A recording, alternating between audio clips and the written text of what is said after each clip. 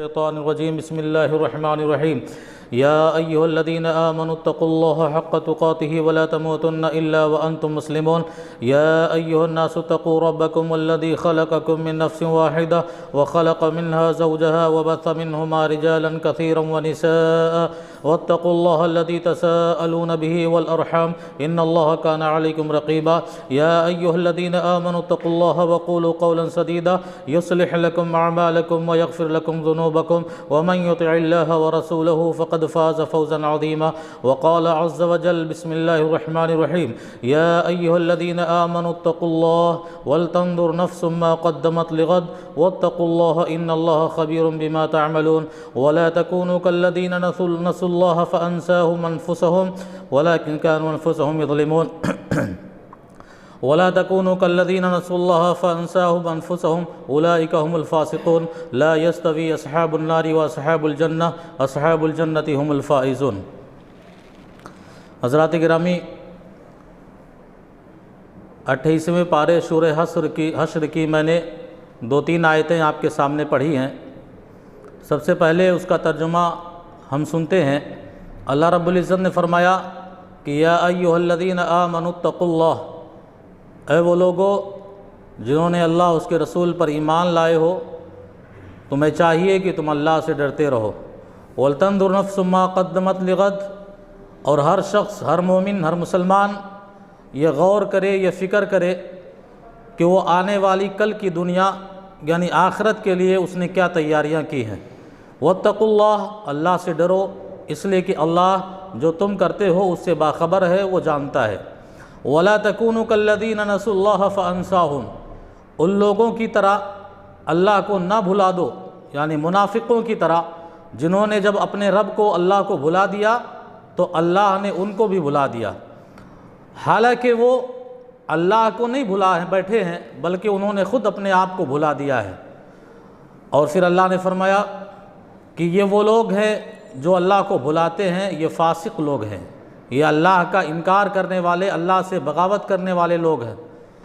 اور پھر اللہ نے فرمایا لا یستوی اصحاب النار و اصحاب الجنہ، اہل جنت اور اہل دوزخ دونوں برابر نہیں ہو سکتے۔ اہل جنت یہ وہ لوگ ہیں جن کے اوپر کامیابی کی، فائز کی، کامرانی کی اللہ نے مہر لگا دی ہے۔ ان آیتوں کے ذریعہ آج کے مختصر سے وقت میں نفس کا محاسبہ کے تعلق سے چند باتیں آپ کے سامنے رکھوں گا کہ انسان کے پورے جسم میں ایک نفس ہوتی ہے، اور اس نفس کی اللہ نے 3 حقیقتیں بیان فرمائی کہ انسانی نفس یہ 3 طرح کے ہوتے ہیں۔ قرآن میں اللہ نے فرمایا کہ ایک ہی نفس ہے، انسان کے جسم میں ایک ہی نفس ہے، لیکن اس نفس کی 3 حالتیں ہیں اور 3 کیفیتیں ہیں اور 3 طرح وہ بدلتی رہتی ہیں۔ اللہ رب العزت نے فرمایا ان النفس لامارۃ بالسوء، انسانی جسم میں نفس کی ایک کیفیت یہ ہے کہ اس کا نفس اسے ہمیشہ برائیوں کی طرف لے جاتا ہے، گناہوں کی طرف لے جاتا ہے۔ انسان کے جسم میں ایک نفس کی کیفیت یہ ہے کہ وہ ہمیشہ اسے برائی کی دعوت دیتا ہے، ہمیشہ اسے گناہ کی طرف لے جاتا ہے۔ اور دوسری نفس کی قسم، نفس کا طریقہ اور نفس کی حقیقت اللہ نے بیان فرمائی کہ ایک نفس ہے نفس لوامہ، جس کی قسم اللہ نے قسم کھائی ہے لا اقسم بیوم القیامہ ولا اقسم بالنفس اللوامہ، قسم ہے اس نفس کی لوامہ کی کہ انسان جب کسی برائی کا ارادہ کرے،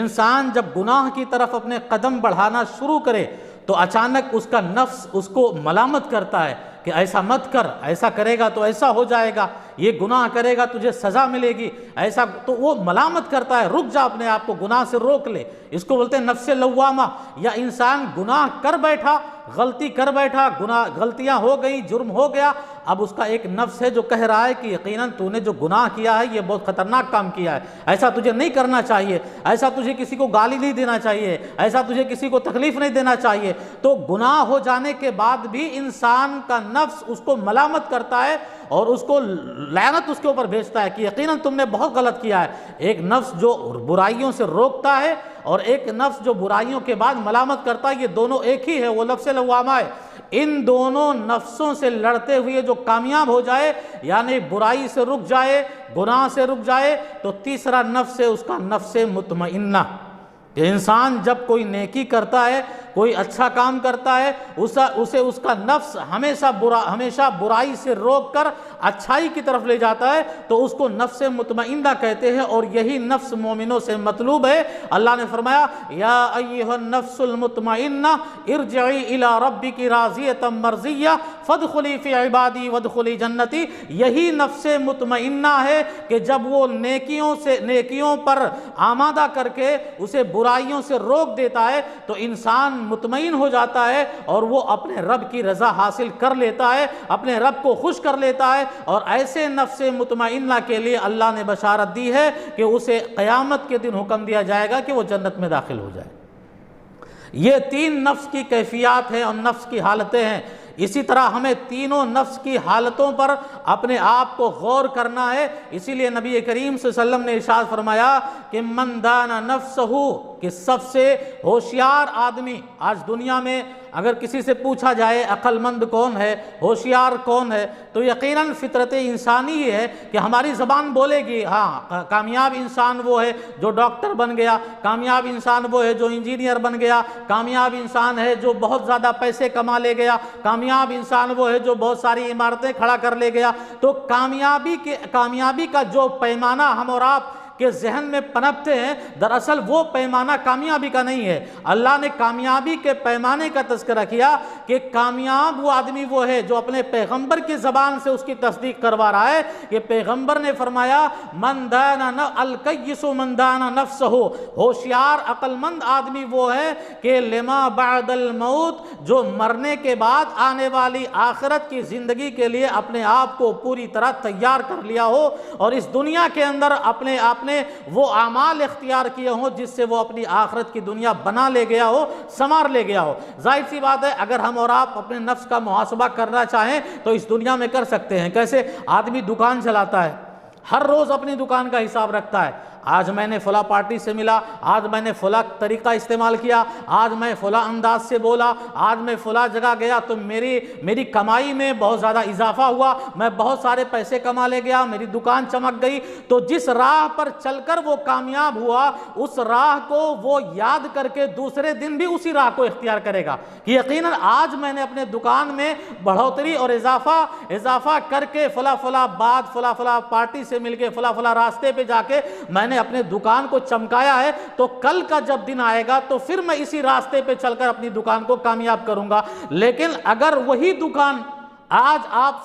فلاں پارٹی سے ملے، فلاں کارخانے میں گئے، فلاں راستے پر گئے، پر آپ کو گھاٹا لگ گیا، آپ کو نقصان ہو گیا، تو اب آپ یہ پلان بناتے ہیں کہ کل کا دن جب آئے گا تو میں اس راستے پہ نہیں جاؤں گا یا اس طرح بات نہیں کروں گا جس کی وجہ سے میری دکان کو خسارہ ملا ہے، میری دکان میں گھاٹا ہوا ہے۔ تو یہ ہمارے اور آپ کا نیچر اور عادت ہوتی ہے، ایک تاجر کی، ایک بزنس مین کی۔ ایسے ہی ہر انسان اگر چاہے تو وہ ہر روز حساب کر سکتا ہے کہ ہم نے آج کیا ایسی نیکیاں کی ہیں، کیا ایسی بھلائیاں کی ہیں جن نیکیوں کی وجہ سے کل کا دن جو آنے والا ہے، دنیا کا کل تو کل ٹمارو کل کا دن ہے، لیکن یہاں قرآن مجید میں اللہ نے جو کل کا تذکرہ کیا ہے اس کل سے مراد آخرت کا دن ہے، یعنی مرنے کے بعد ہمارا جو دن آئے گا حشر کے میدان میں۔ تو کیا ہر روز ہم یہ کبھی حساب کرتے ہیں کہ ہم نے کیا اتنی نیکیاں کی ہیں جس سے ہماری آخرت سمجھ جائے؟ اگر ہم نے اتنی نیکیاں کی ہیں تو دوسرے دن ہم کوشش کریں گے کہ ہم اس سے بھی زیادہ نیکیاں اختیار کریں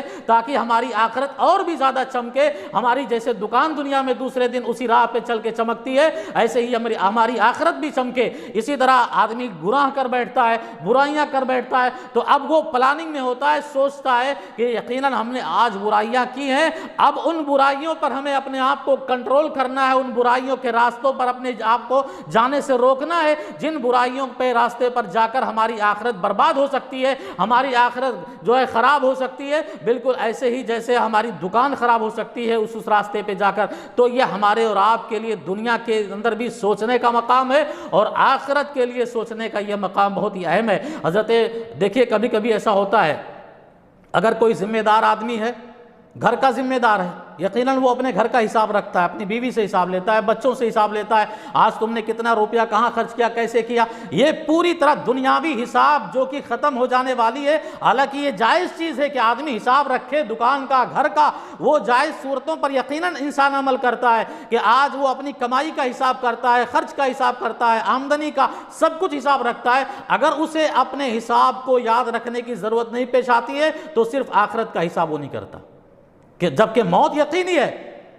آپ کو اپنے رب کی بارگاہ میں کھڑا ہونا ہے۔ اس لیے اللہ نے فرمایا وَأَمَّا مَنْ خَافَ مَقَامَ رَبِّهِ جَنَّتَانِ، جو رب کے سامنے کھڑا ہونے سے ڈر گیا اس کے لیے 2 جنتیں ہیں۔ اسی طرح اللہ نے سورہ نازعات میں فرمایا کہ فَأَمَّا مَنْ طَغَىٰ وَآثَرَ الْحَيَاةَ الدُّنْيَا، کہ جس نے نفس امارہ کو بڑھاوا دیا، نفس لوامہ کو بڑھاوا دیا، برائیوں کی راہوں پر چلتا گیا، نیکیوں کی راہ پر نفس مطمئنہ کو اختیار نہیں کیا، اچھے نفس کو اختیار نہیں کیا، اپنے نفس کو پاک نہیں کیا، تو فَأَمَّا مَنْ طَغَىٰ، جس نے سرکشی کی اور نفس امارہ کی راہ پر چلا، تو یقیناً جانے وآثر الحیات الدنیا، دنیاوی زندگی کو آخرت کی زندگی پر ترجیح دیا، اس نے آخرت کی زندگی کو کوئی مقام نہیں دیا اس دنیا کے حیثیت اور اس دنیا کے بنسبت، تو اللہ رب العزت نے اسے بشارت دی وَأَمَّا مَنْ طَغَىٰ فَآثَرَ الْحَيَاةَ الدُّنْيَا فَإِنَّ الْجَحِيمَ هِيَ الْمَأْوَىٰ، تو اس کے لیے دردناک ٹھکانہ ہے اور وہ جہنم اس کا ٹھکانہ ہے۔ اسی طرح جو ڈر گیا، نفس مطمئنہ اختیار کیا، اللہ نے اس کو بشارت دی 2 جنتیں ہیں،